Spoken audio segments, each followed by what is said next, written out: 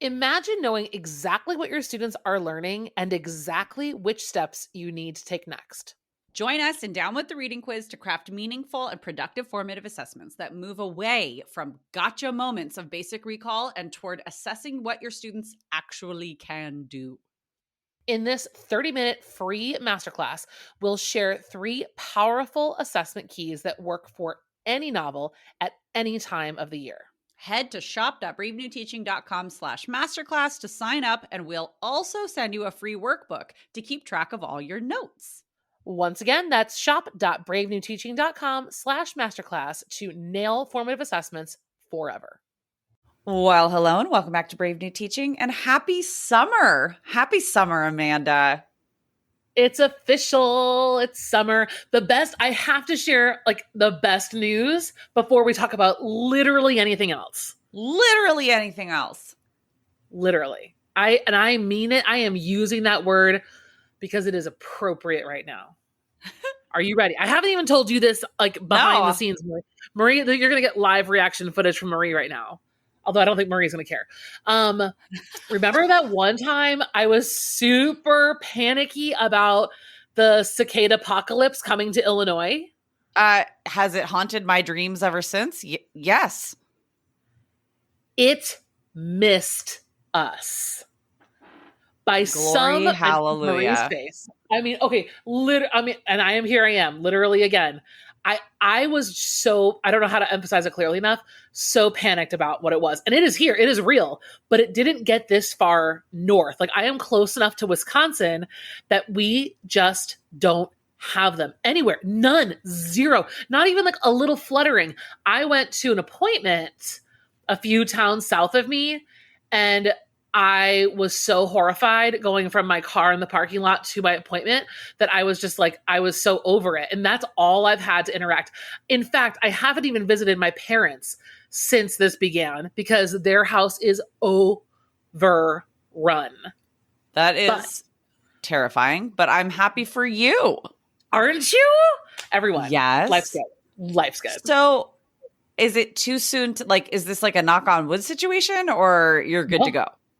No, we're good to go. It's actually now. So there's all these stages, right? There were some really hilarious, the social media has not failed us. It has not disappointed. That's true. Not at all. But they are in the phase now where they have mated and they're dying off or returning to the ground or whatever. So it's getting better in a lot of places. But I know Nashville got it really badly, Southern Illinois. And my parents are closer, on the longitude of Chicago. We're further, we're between Chicago and Milwaukee. And so I think my parents might have been on the highest side. I don't think it got much further past them, but they got it good. It's so gross.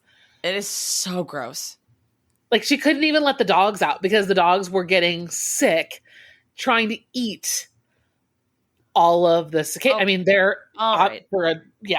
I mean, they're dogs, right? So they're bugs, whatever. They're edible, but in the quantity with which the 2 terriers were trying to destroy their yard full of cicadas. Anyway, yes, this is good news for me. So nothing can go wrong this summer. So happy summer. Yes. I know everyone was waiting to find out what was going on with It's true. Well, I honestly was thinking about it the other day and I was like, I'm not going to ask until she volunteers it. You would have heard about it. You would have the heebie-jeebies. Well, friends, we are not, believe it or not, we are not here to change Brave New Teaching into an entire wildlife phenomenon podcast. Although, not yet. Maybe not yet. There's still time. Instead, we are here for year number 2 of Camp BNT, and I am here for it. It's our summer series. It's the best. It's the best. It's the best. It's not even it's the most low stakes, just for nerdy teachers summer camp. And I use air quotes. And I love it. And I'm excited to kick it off today. I am too. And I think our listeners are in for a treat with the way it's changed a little bit this year compared to last year. Because we took some notes and we've made some adjustments. And we want to walk you through that all. Yeah, we've got a bucket list to share with you. We are very excited. So And I'm ready to get started. Like, as we Okay. are recording, it is officially summer for me, which means like I am all in right now. And I kind of can't wait to just sit in my backyard and read some books. It's going to be great. It's the plan. It's the daily plan. It is the daily plan. Okay. You know what we need to do before we start talking through this bucket list and talking through the plan for camp is cue the music.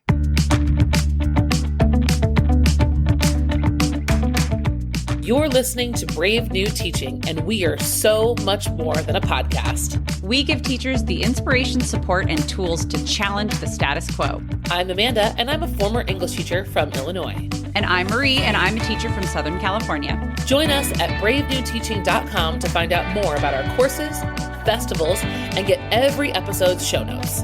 We're so glad you're here. Enjoy the show.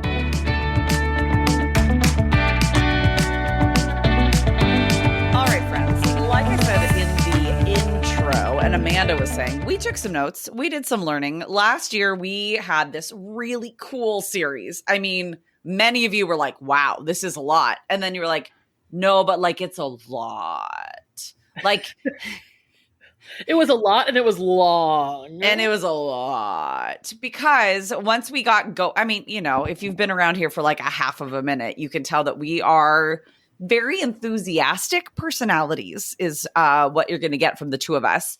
And then when you get us together with some of our other like teacher friends who also like to read and talk about things that they've read, it very quickly spirals. I'm not going to say out of control, but it spirals bigger, you know? So let's do a little quick tell the people what they've won with 2023's Camp BNT, and then we'll talk about what we're going to be doing this year.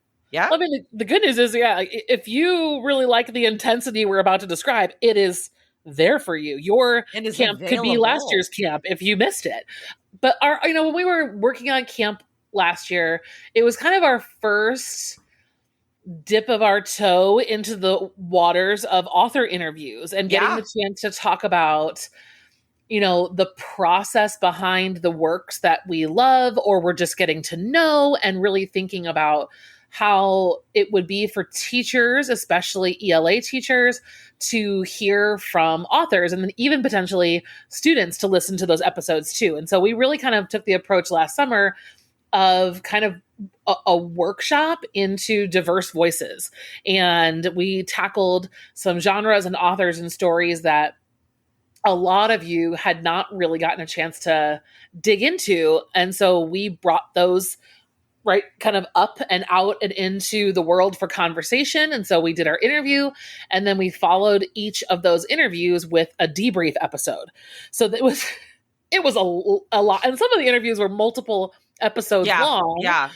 Because they were so intense. Well, and because we, in true us fashion, we're like, okay, if we're doing this, we're doing this. And we like dug way in, which has its place in time.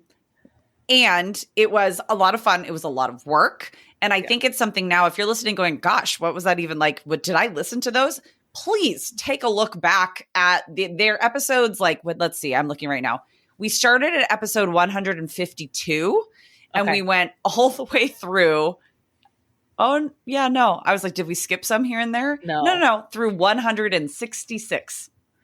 It's a lot of episodes, and so many of you who are in happy hour got the benefit of getting extensions of some of those interviews in happy hour. And so if you're a happy hour member now, you can go back to earlier happy hour episodes to listen to the extended interviews as well. And so I think what people said to us was totally valid. And that was, this is awesome. But in real time, it was hard to keep up with that. So we all, start and stop our school year at different times. People are traveling. And honestly, I don't think Marie and I, neither one of us were expecting people were going to be like lockstep with us week by week. But we are really glad that the bank of the series of the episodes exists in the way that we created it. It was awesome. It was a little more than we're going to pull off again this year, though. Well, because also, like Amanda was saying, there's a bank of episodes. We have 7 different books that we were highlighting last year that, I mean, still deserve their time in 100%. the light, right? Like, I just looking back at like family lore with our interview with Elizabeth Acevedo and her then newly out like book, Yes. Family Lore. It was her first adult novel publication. And so talking to her about her process and like finding out about her own teaching experience. If you haven't been able to listen to those episodes, those are 165 and 166, our interview with her, and then our debrief of like using that book in our classrooms and what we would do was so, I just got a lot out of doing those episodes myself. So I know that our listeners also got a lot out of those ones. Those were some of my favorites. What were some of your favorites? I mean, of course, our conversation with Ruda, but I think speaking with Yamile was a huge surprise for me. And even reading Furia was a surprise for me. Like, I did not go into that expecting to have the... As a high school teacher, I really thought it was going to be I thought her work was going to be very much in the middle grades because that's what she had traditionally been doing. And then just the conversation with her and then going through the book, it was such a great, I think it's a lot like Ruda's. Megan Forbes talks about this in her Happy Hour episode. They're border authors. I think that they really intrigue middle, high school, and adults with their storytelling and the content. So I loved talking to Yamile. She was really phenomenal. It was, I don't know, and I was having a lot of flashbacks to my time in Argentina when we were chatting. It was cool. Yeah, and just, I mean, it's one thing to read an author's, perspective or just like the way that they put their point of view out through story and through characters, and then it's another to hear like that added layer of hearing an author talk about where those characters came from within their own thought process, within their own experiences. Like talking to all of our authors that way was super, I just thought fascinating and enriching, like as a teacher, then being able to like lead my students through different types of books and like just the way I could ask them questions about perspective and point of view and that sort of thing. I was like, cool. We're going to talk about this in this episode a little bit too. And I think it was, even though it was a lot, the intention, I think, was exactly what I needed too. I feel like summer, even in this stage of my life, is the time where I feel the most big picture. I feel the most creative. And I think author interviews and looking at new books and looking at titles and thinking about what's possible, it's a great time of year to let your brain kind of just sit and wander and not be worried about next week's plans. Because you don't have to worry about next week's plans. Right. Because you can just think for a little while, which is nice. Just enjoy for a little while, maybe with absolutely no intentions of doing anything about it.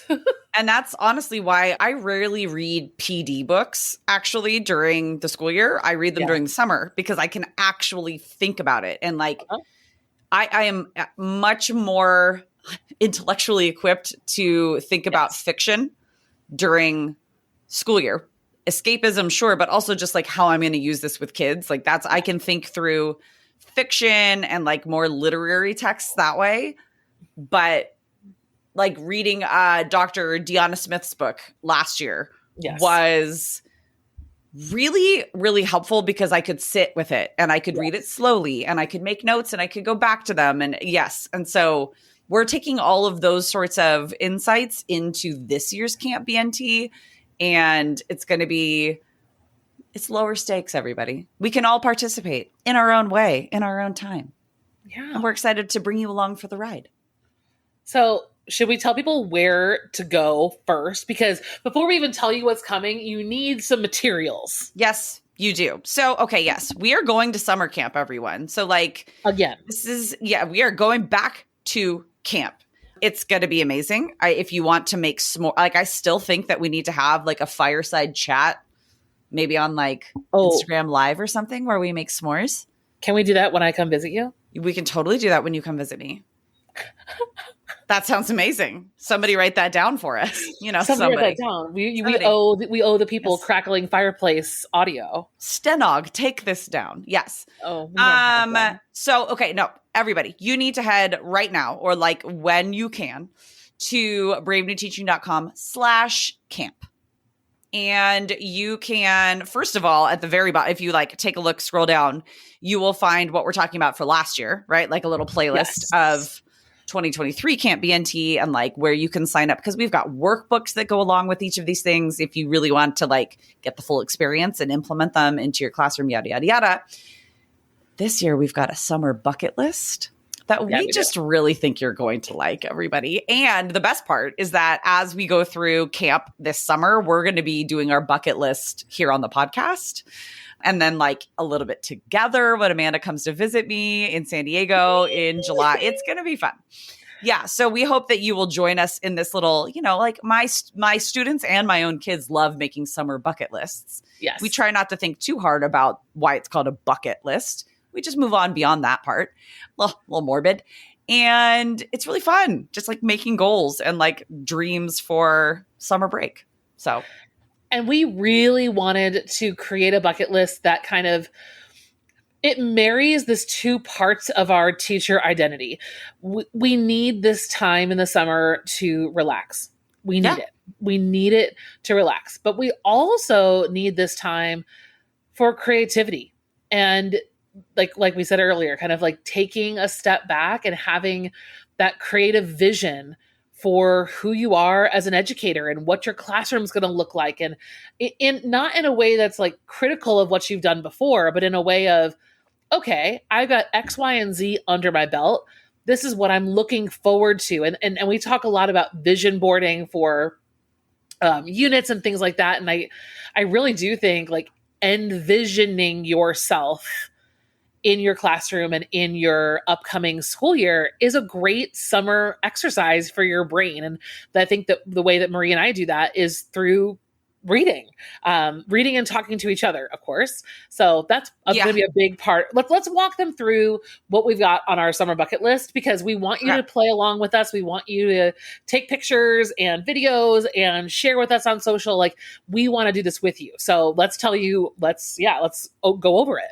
Yes. So, well, I mean, the biggest spaces on our bucket list have everything to do with a summer book stack and reading. And that's really what we're going to talk through today, is what the plan is, because our summer book stack is very much what we're going to be talking through with our Camp BNT episodes over the next few weeks. Yep. And yes, we've got, let me count, 6 spaces for books on the book stack. That doesn't necessarily mean you're reading 6 different books, maybe, or like conventionally reading. Maybe one of them is an audiobook. Maybe one of them you are skimming through and just looking at, like, if it's a nonfiction, you know what I mean? So just, we wanted you to know this is, again, a no pressure, low stakes situation. But our different books in our book stack are going to be a YA novel. And we have picks for you. If you want to follow along with us, we have picks for these. A graphic novel, a middle grades book, a PD book, and then a couple of grab bag items, a recommendation from a friend, and a nonfiction book, which, if you're like looking at me and Amanda, the recommendation from a friend would be me telling her to read more dragon fantasy, which I have listened to of late. And the recommendation from her would be nonfiction, oddly enough, for me. Yeah. Go figure. She did a slow blink, because there's nothing false in what I just said. Yeah. And then we've got, starting at this episode all the way through episode 214, because this is 209, we have different summer Camp BNT episodes for you, where we're going to talk about this stuff. We're going to do our bucket list together. Yeah. What are some other things on our bucket list, my friend? Well, other like fun things, like, where are you going to go cafe this business, right? Like, where are you going to go take your book? Outside in your own yard is great. But as we've talked about, like, we haven't brought up our adventure journal as much as we should have, but I have been filling out my adventure journal from the beginning of the year and getting myself out of my comfort zone and intentionally like visiting places that I don't go to that often has been wonderful. So visiting cafes, treats for yourself over the summer. That's a big part of this bucket list too. It's all, what are you watching? What are some self-care habits you're going to try to get going in the summer that maybe will spill over into the school year? I mean, we're going to do a little fingers crossed situation on that, but it can't hurt to try. Yeah. I will say that, yes, one of the parts that I was really excited to put on this bucket list was like what we're going to binge watch this summer, because as much as screens are, what they are, I'm so good at sitting on my butt and watching things. Like I'm just so good at it, and I don't want my talents to go to waste. Do you know what I mean? I know. I do know. And I'm impressed.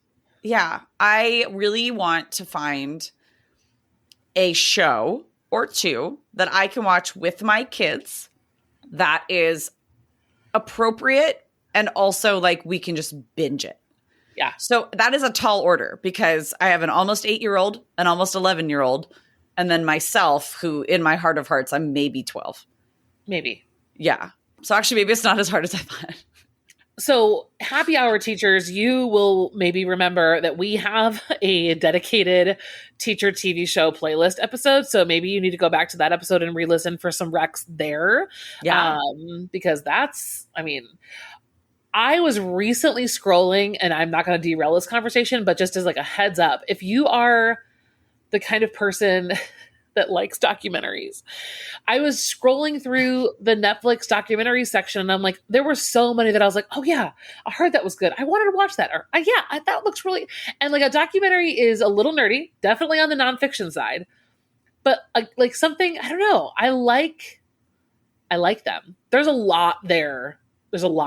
There are like, and it's shocking. All of a sudden you're like, oh my gosh, there's so many here. Oh, okay. Yeah. Yes. There are a bunch of documentaries I've been wanting to watch too, actually.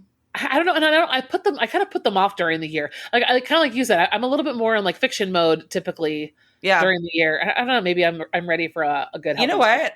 I was painting I did like my first, I love summer projects, especially house projects and things. And I did my first one, like the first weekend of summer. I painted my living and dining room, which are connected, which are, it's not a massive house, but when you're painting the biggest rooms in it, you're like, damn it, this is big. And I put on what's the TikTok, I can't remember the name of it. The 7M documentary. Oh yes, TikTok cult one. Something devil with Dancing for the Devil. Dancing for the Devil. Yes, I put that one on and I had to turn it off because I kept getting distracted. Yeah, it was too good. And I wasn't painting, so I had to put on an audiobook instead. I needed to have no visuals. But like, yeah, you could just nerd out because you've got all the time in the world for your brain to just go bloop, bloop, bloop, bloop, bloop. We also put on this bucket list a space for you to re-listen to or go back to some old BNT episodes. You know, Marie and I have been talking a lot about the future of the podcast and like, what does it look like? When we started this podcast 209 episodes ago, we never envisioned 209 episodes because we were kind of like in the moment. And we have talked a lot about like, I think we need to give people some space to remember like that they can go back to other episodes. Like there are so many gems that may or may not have gotten buried. I don't know what it's been like on your end over there, listener.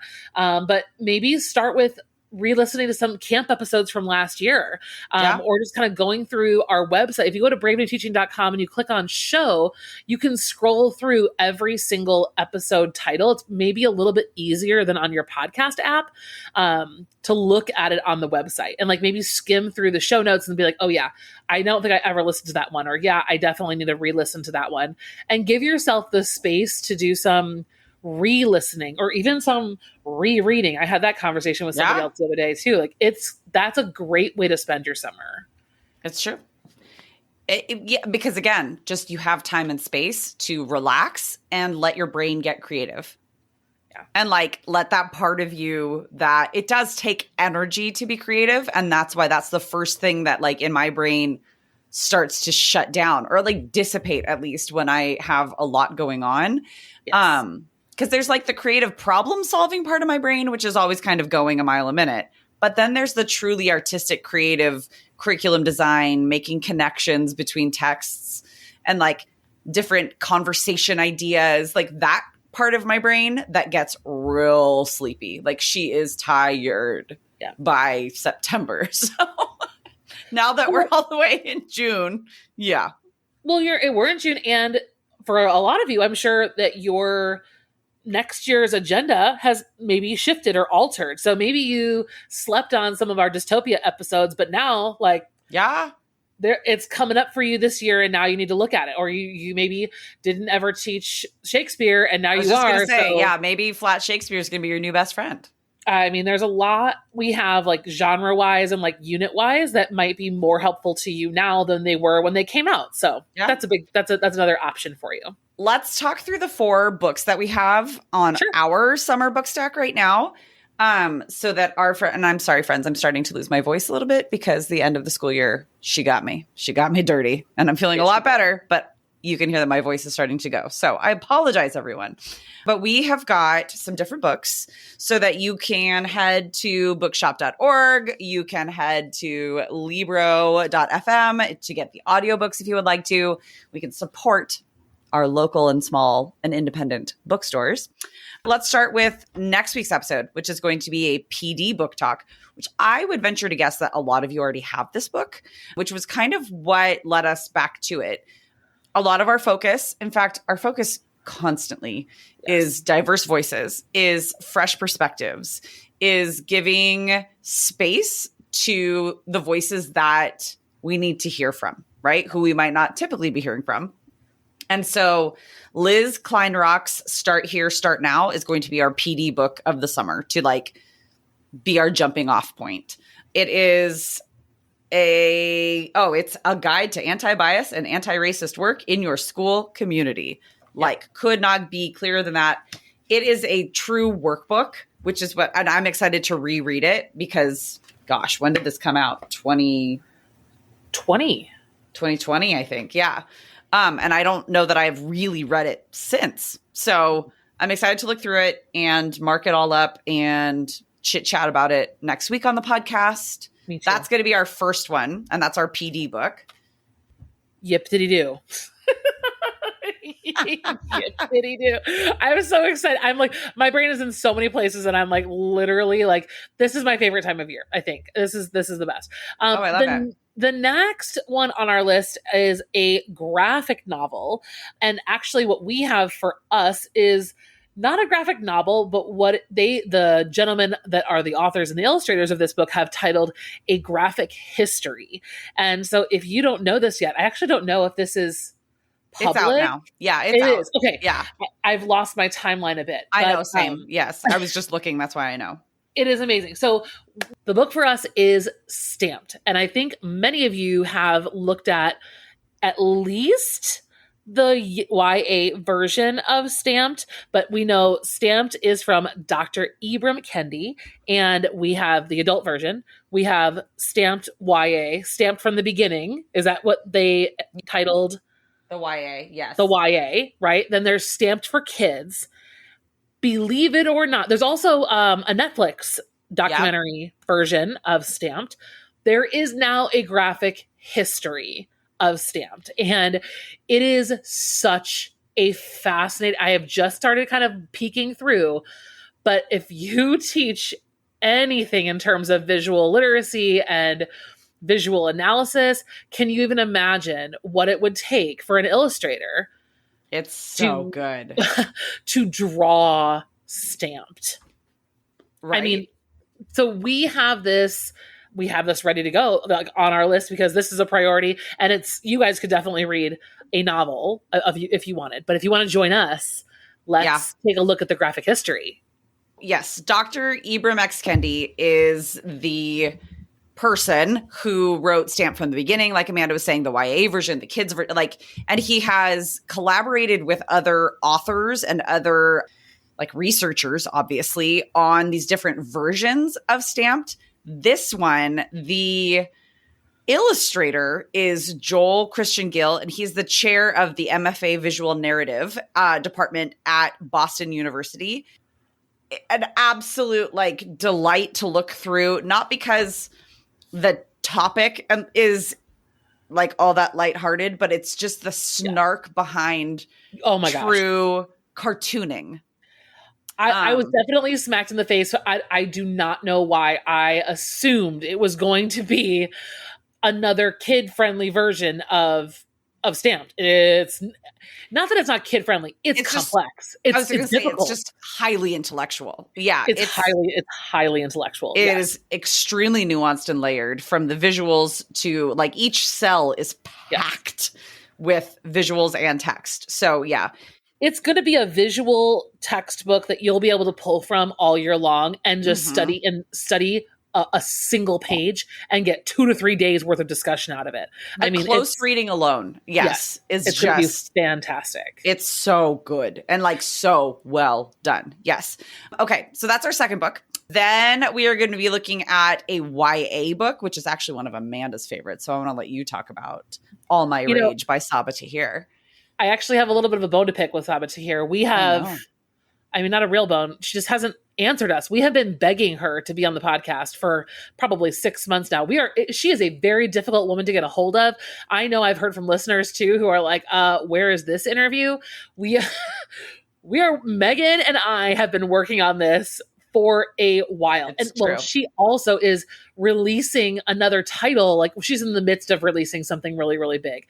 So I know that she's been busy, but we're like, we want to keep talking about how awesome you are.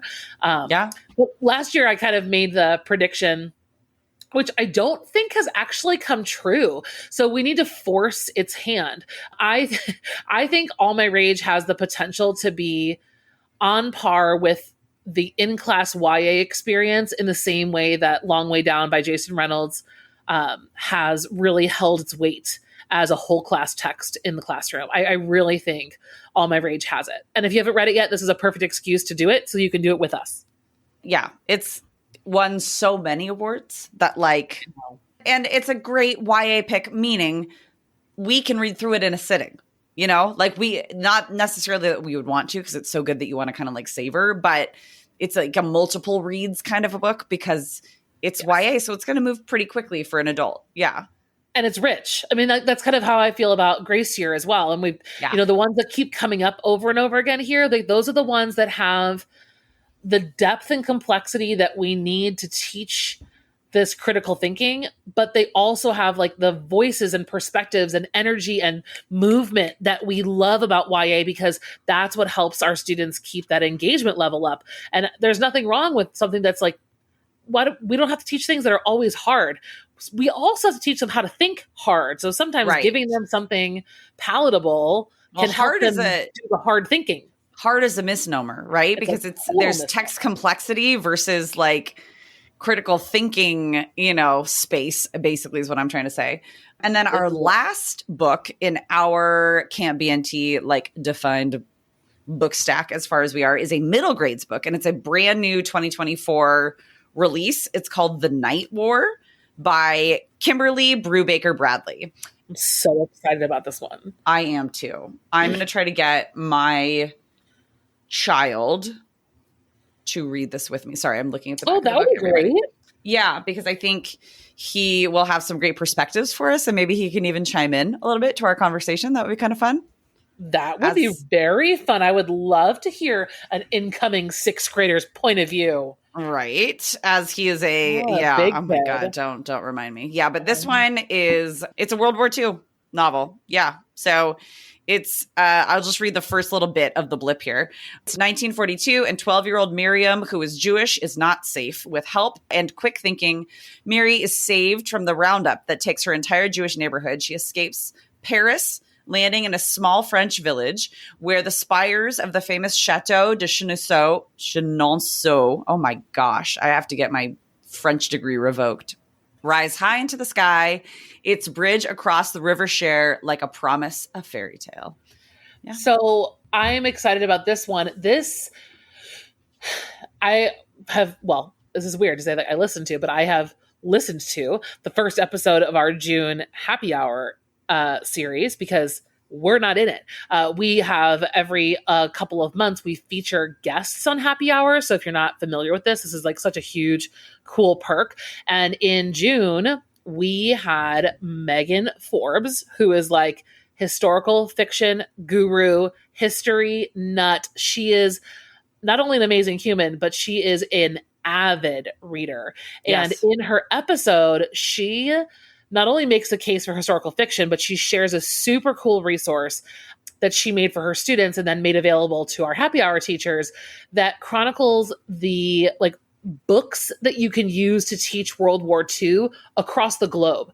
And so like they're categorized by country. So I love that this is another example of looking at World War II from a non-traditional, I don't mean non-traditional. I feel like a lot of kids get Anne Frank, right? A lot of kids get, right? Just from a fresh perspective. Yes. Correct. And then like, so this is France. Like rarely do we do like World War II from France. Unless you're looking at like a fully adult, like war nurse. Correct. That's but the books that are selected are the books that are most commonly anthologized, right? Or showing up on curriculum maps are not always like, right, giving us other countries' perspectives and experiences during World War II. So I'm excited to have, at least for me too, like I don't have, I mean, other than All the Light We Cannot See, that's all in France, mostly all in France. I don't remember. I think it is. And this one, I mean, obviously, as you can tell, Amanda and I haven't yet read through this book. No, we're very excited to, but like my son and I always say that the best books start with a map in the front. And as I'm looking, juicy, it's got a map. So, well, this is a great middle grades option. We are both, Marie and I, we are also listening to you all and definitely trying to deepen our roots and our offerings and our experience in this genre, I should say, like in the middle grades range. Yeah. Because I know a lot of you have, like, you're like, okay, All the Light We Cannot See. I'm not going to do that in 7th grade. Yeah. Let's find something that'll work here. Yeah. Amanda. So this is a much better option. Yes, absolutely. All right, friends. I assume. I don't know. Listen, I am hoping that I can realize my dream of some sort of stickers for us for this camp situation. So hold me to it, everybody, because I would love to be able to have Camp BNT stickers in the world. Well, and stay tuned with us on social media. We would love to see you guys sharing your bucket list, taking pictures of what you're reading. Sharing is caring. We would love to hear from you there. We would, of course, love to hear from you in a review on the podcast. The more you can share what we're doing here, I think the better it is for everyone. So we would love, love, love to see what you're up to this summer, whether it's a cafe or a book or an adventure, whatever you're a full-blown adventure. Yes. Yes. Share it with us. Share it with our BNT community. It's only getting more brilliant by the day. Yay. All right. Happy summer, friends, and welcome to camp. We cannot wait to get started. We will see you next time. Bye. Bye. Thanks again for listening to Brave New Teaching. We'd love to keep the conversation going over on Instagram. And while you're there, check out the links in our bio for the most up-to-date events going on in the Brave New Teaching community. Thanks for being here and have a great week at school.